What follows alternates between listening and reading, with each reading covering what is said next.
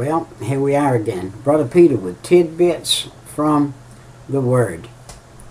Yeah, you can say I've been mad with study. I get to study and then I go crazy with it, and I get carried away, and it's not worrisome, but it is, well, you will find yourself very tired after a while.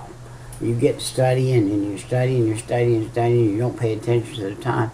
Before you know it, an hour or two's gone by and you have found yourself mad with study and displaced from everything else.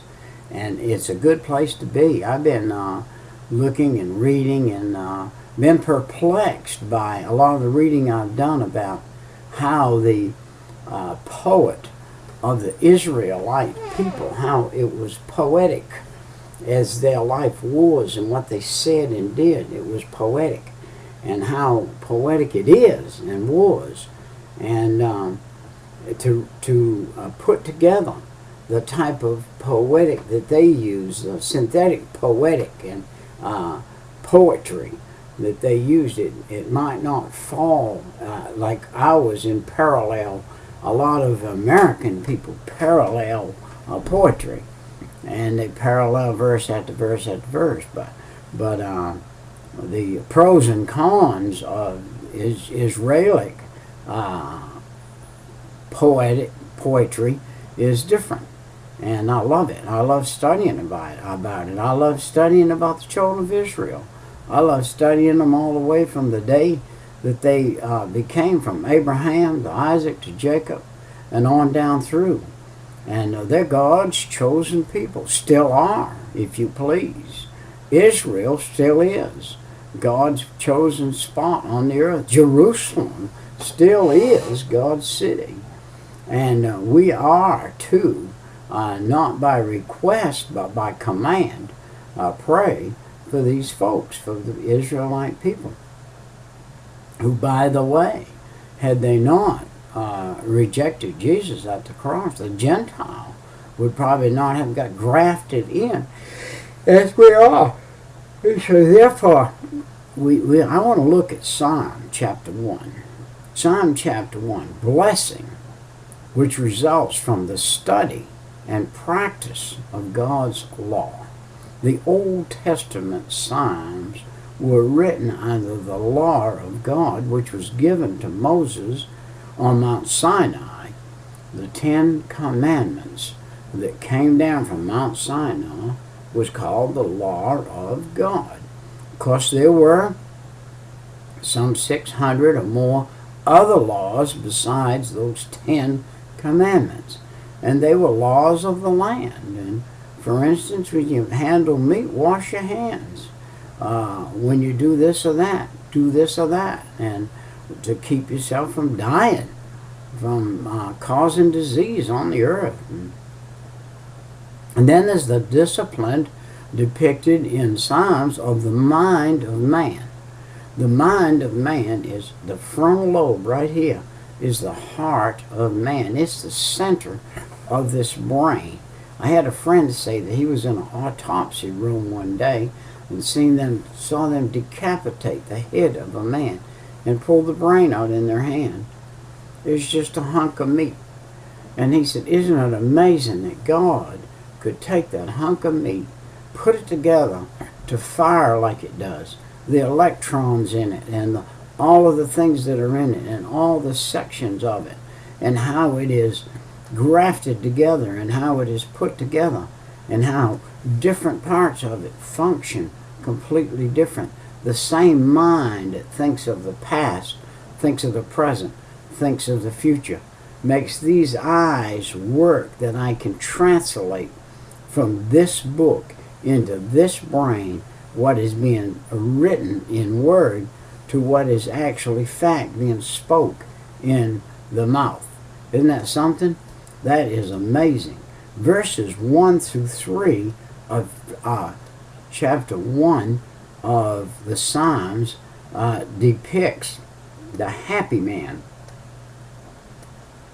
who resolutely turns his back on evil and sets his heart and his mind on the law of God. Let's look at that. Blessed is the man that walketh not in the counsel of the ungodly. Remember, look at that word, not. Not in the counsel of the ungodly, nor standeth in the way of sinners, nor sitteth in the seat of the scornful. How could you stand in the way of sinners? Excuse me. By not being in the law of God. I'm going to have to go take a nap at this one son. But his delight is in the law of the Lord, and in his law doth he meditate day and night.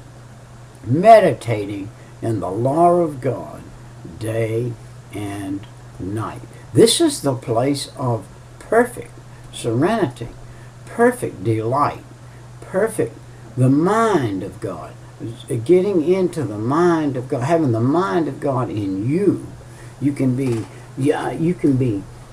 experiencing what eternity is going to be like by having the mind of God into you on the earth.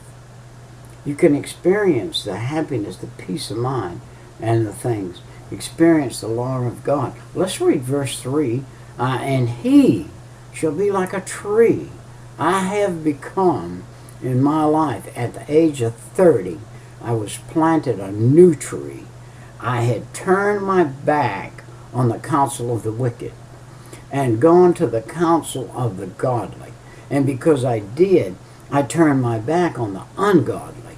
And they turned their back on me when I became a tree of righteousness, planted by the rivers of water, to grow up in the Lord in a spiritual sense, and become this tree, like a tree planted by the rivers of water, that bringeth forth his fruit in his season. His leaf also shall not wither, and whatsoever he doeth shall prosper. Wow. If you had a big oak tree in your front yard, and in the summertime, you love to sit under that tree, in the shade of that tree, where it shaded you out of the hot sun, and you had peace of mind and relaxation there, because the leaves on that tree were proper, and that tree was full of the leaves. That's what we're supposed to be like. We're supposed to be shade for those around us who have been in the heat of the wicked one, and now have become members of the house of God, and they're growing, and they're in the young. Let's look at verse 4 through 6, and in sequence here. The ungodly are not so, but are like the chaff which the wind driveth away. Therefore the ungodly shall not stand in judgment, nor the sinner in the congregation of the righteous. For the Lord knoweth the way of the righteous, but the way of the ungodly shall perish. This is Israelite poetry. This is the epitome of the poetry of Israel. Poetry. The psalmist, the poet that wrote this concerning man. And this is a poem concerning man that is a factual poem with the truth in it. Wow.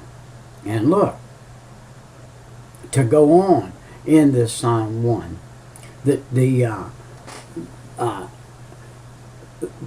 terrible contrast, the picture in the present life to the picture of the future life and the fate of the wicked.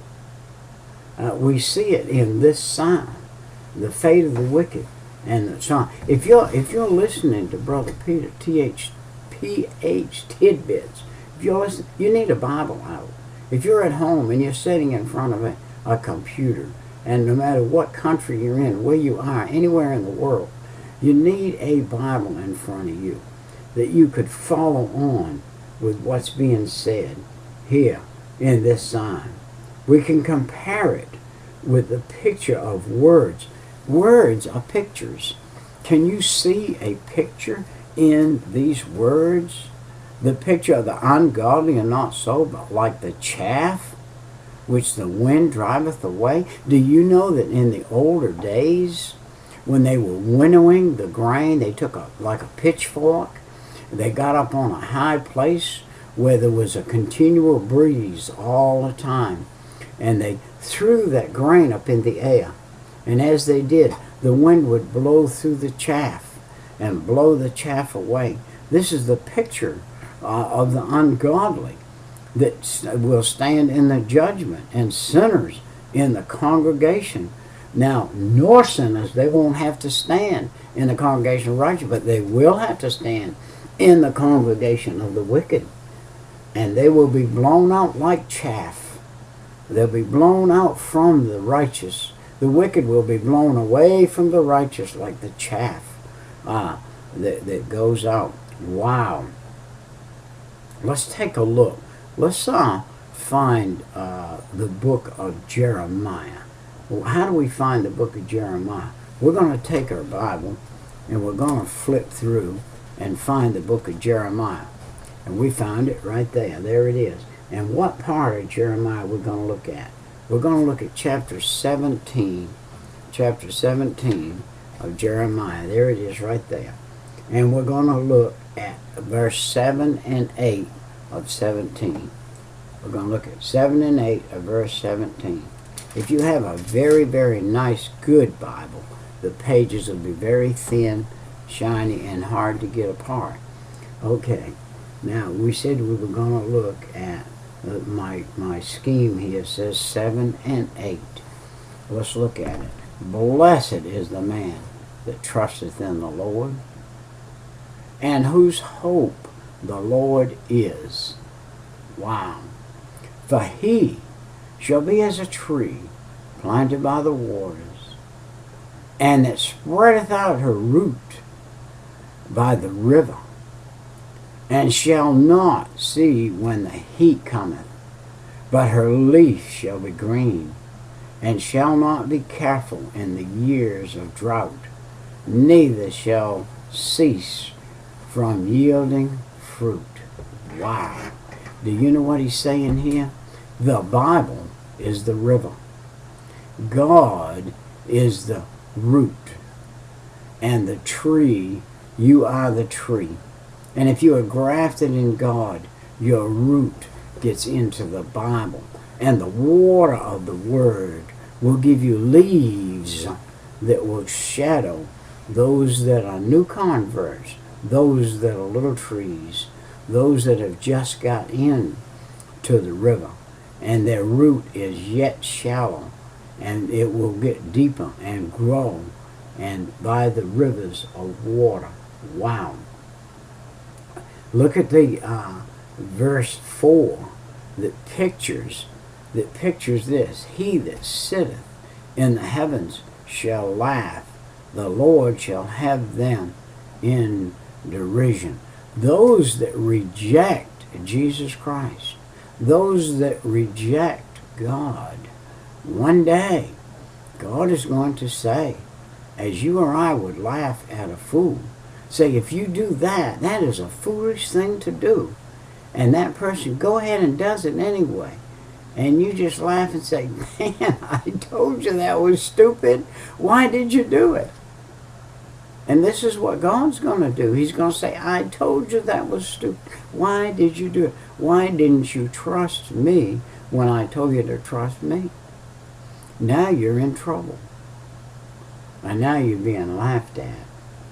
And so, here we have the mind of man that follows the rule of God will be counseled together with God. He'll be anointed by God. Let us break their bands asunder and cast away their cords from us. He that sitteth in the heavens shall laugh. The Lord shall have them in derision. Then shall he speak unto them in his wrath, and vex them in his sore displeasure. Yet have I set my king upon my holy hill, Zion. This is talking about Jesus Christ. This is Psalm chapter 2, talking about Jesus Christ coming and being the king. Do you know the only king Israel ever had, really had, was Jesus Christ.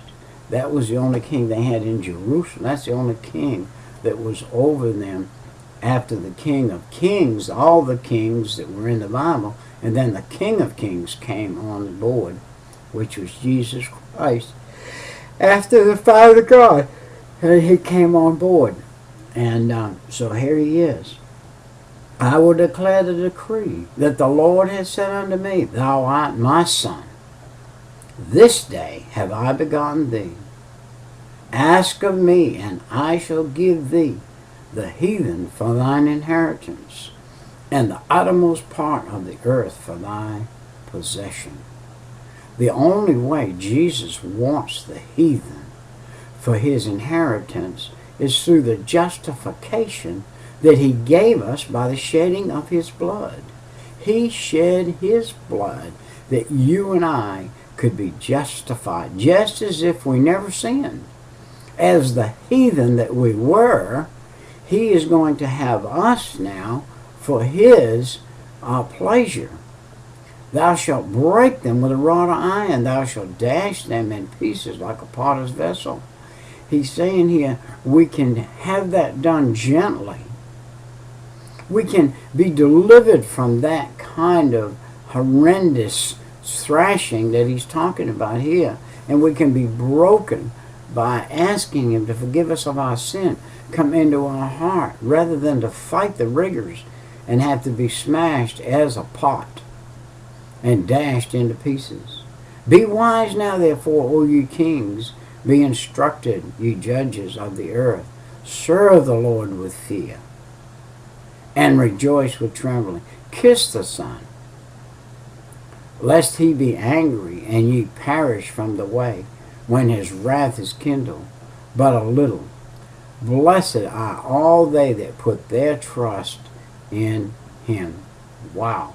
We can turn all of the derision that is written in here for the lost, we can turn it into non-derision by becoming righteous in God. We can do away with that rage that's on the heathen, that was on us before we asked Jesus to forgive us of our sins, come in our heart and save our soul. And we do away with that derision. And now the perishing that we will do will be the body will go to the grave, and the soul and spirit will go to heaven to be with God forever. Therefore, we will not be perished forever into hell, but we will be perished from this earth into heaven. Wow. And Jesus came that you and I may be able to have this. And this is in Psalm 2. The rebel man and the sovereign God. Put down the rebellion and become joined with the sovereign God. The world rulers enter into a futile conspiracy and depict the power of God and his chosen men, primarily the King. Ultimately, the Christ shall come and dash to pieces those who do not accept him. 7 through 9, remember we just read, was the authority. That God delegated the authority to his Son to be able to do that. And it ends on a note of Solomon's writing about Zion. The citadel of Jerusalem. Zion is the citadel of Jerusalem.